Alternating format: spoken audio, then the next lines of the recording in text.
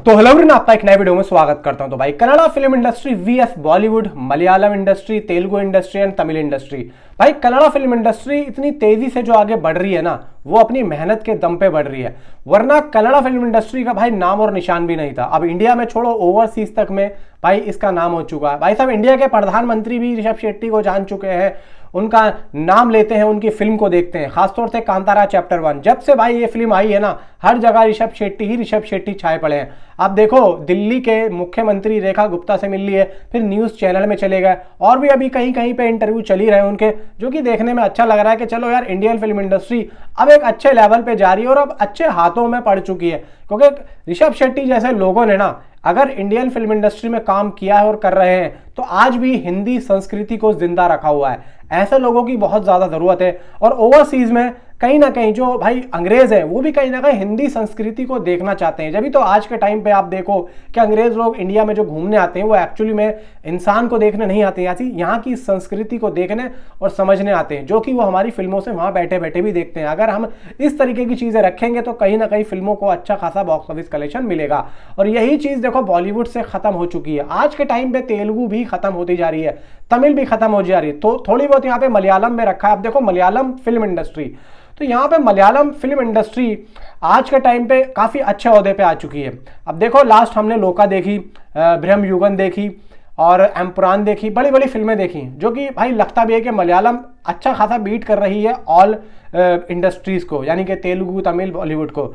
अब देखा जाए कि इसी लाइन में मलयालम को टक्कर देने के लिए कन्नड़ा आ चुकी है, कन्नड़ा इंडस्ट्री। अब यहाँ पे देखो, कन्नड़ा इंडस्ट्री से जितनी भी फिल्में आई हैं और तेलुगु, तमिल, मलयालम से जितनी फिल्में इस साल आई हैं, तो कांतारा ने जिस तरीके से इन सारी फिल्मों को बीट किया है डे 1 में, वर्ल्ड वाइड में, मतलब मैं आप लोगों को सिर्फ बीट लेवल दिखाऊंगा कांतारा चैप्टर 1 का।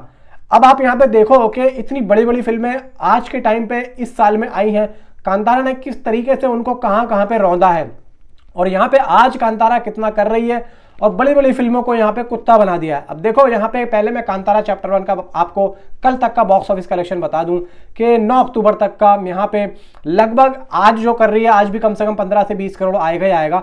तो यहाँ पे वर्ल्ड वाइड ये 414 करोड़ तो कर चुकी है, ठीक है।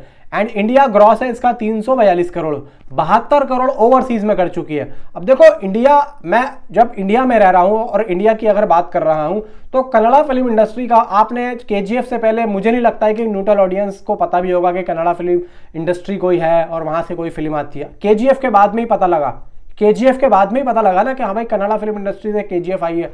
उसके बाद में केजीएफ 2 आई, फिर उसके बाद में कांतारा आई। बड़ी बड़ी फिल्मों की बात कर रहा हूं। सू फ्रॉम सो अभी जो लेटेस्ट है ये भाई, हॉरर कॉमेडी जबरदस्त है। और इतनी सारी फिल्मों में भाई मैं ये सारी फिल्में देख चुका हूं, खासतौर से थिएटर में, तो मुझे तो बहुत ज्यादा मजा आया। अब यहाँ पे कन्नड़ा फिल्म इंडस्ट्री जो काम कर रही है, आप देखो कि भाई डे 1 90 करोड़, पहला वीकेंड 255 करोड़, मंडे, पहला मंडे 31 करोड़, मतलब 2025 का सबसे बड़ा मंडे कांतारा चैप्टर 1 लेके आई इंडियन फिल्म इंडस्ट्री की फिल्मों का। अब यहाँ पे कन्नड़ा की सेकंड हाईएस्ट, केजीएफ 2 के बाद केजीएफ 1 और ओरिजिनल कांतारा को इसने बीट कर दिया है। हिंदी वर्जन की बात करें तो 100 करोड़ नेट ग्रॉस आ रहा है। 1000 करोड़ का हम होप लगा रहे थे बहुत पहले, लेकिन मुझे नहीं लगता कि 1000 करोड़ के आसपास ये जाएगी। एंड यहाँ पे 500 या 600 करोड़ के आसपास ये फिल्म जा सकती है। अब 2025 की जो टॉप फिल्म है, छावा, बॉलीवुड की बता रहा हूं भाई, 800 करोड़, सैयारा 500 करोड़, रेड 2 भी थी, वो भी ठीक ही थी। अब यहाँ पे कांतारा की स्पीड का कमाल देखो आप लोग। छावा के पहला मंडे में छावा ने 24 करोड़ का बॉक्स ऑफिस कलेक्शन किया था पहले मंडे में। कांतारा ने कितना किया? 31 करोड़। तो कहीं ना कहीं कांतारा ने छावा को बीट किया।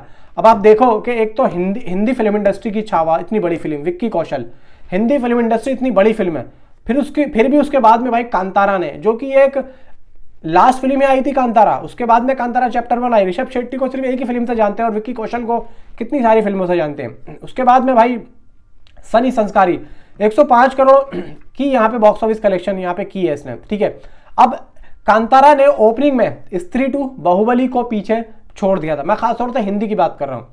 कांतारा यहाँ पे पैन इंडिया अपील से वीएस तेलुगु टॉप, यानी कि अगर हम कांतारा को पैन इंडिया लेवल पे देखें और उसमें हम तेलुगु में जाएं, तो यहाँ पे संस्क्रांति की वाशुनम 255 करोड़ का बॉक्स ऑफिस कलेक्शन था इसका, ठीक है, लाइफ टाइम, और ये 404 करोड़ तक पहुंच चुकी है। अब आओ दे कॉल हिम ओजी, 248 करोड़, इसका कितना है 414 करोड़ के आसपास। गेम चेंजर 186 करोड़, उसके बाद में ये नीचे डाउन हो गई थी, ये गिर गई थी। अब यहाँ पे 186 करोड़ गेम चेंजर का है, ठीक है। अब यहाँ पे देखा जाए कि 13 दिन लगे ओजी को 300 करोड़ तक पहुंचने में, कांतारा 7 दिन में 414 करोड़ तक पहुंच गई थी। अब यहां पे आती है भाई कूली। कूली ने लगभग world wide box office collection किया 518 करोड़, ठीक है। गुड बैड अगली ने 247 करोड़, ड्रैगन कोई सी फिल्म आई थी 152 करोड़, ठीक है। अब यहां पे कांतारा को देखो आप, कांतारा 414 करोड़ एंड वीएस कूली 518 करोड़, जबकि कूली 518 करोड़ में ढेर हो गई थी और अभी कांतारा 414 करोड़ पर रनिंग है। लेकिन स्पीड में अब देखा जाए कि थलपति 69 310 करोड़ को beat. Tamil version strong, Kantara pan India से चैलेंज, क्लोज फाइट लेकिन कांतारा तेज।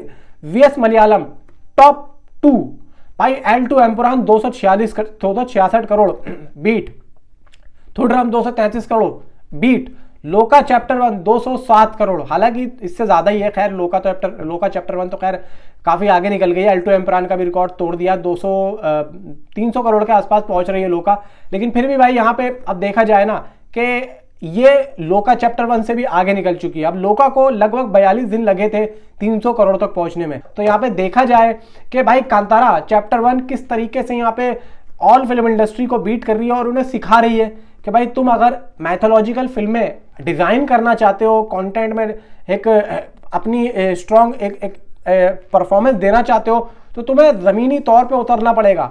आप देखो कि इसके जो BTS वीडियोस आई थी, इसमें जूनियर NTR भाई खुद बता रहे हैं कि मैं जब कांतारा चैप्टर 1 के जो है बिहाइंड द सीन में जो हमने देखा, वहां गए शूटिंग लोकेशन पे, तो ये बोलते हैं कि मैंने ऐसी लोकेशन देखे जो कि सिर्फ ऋषभ शेट्टी ही कर सकते थे और किसी के अंदर इतना दम नहीं था। भाई ऐसी जगह थी जहां पे कैमरा लगना मुश्किल था, उन जगहों पे ऐसी रियल लोकेशंस पे ऋषभ शेट्टी ने यहाँ पे जाके काम किया है।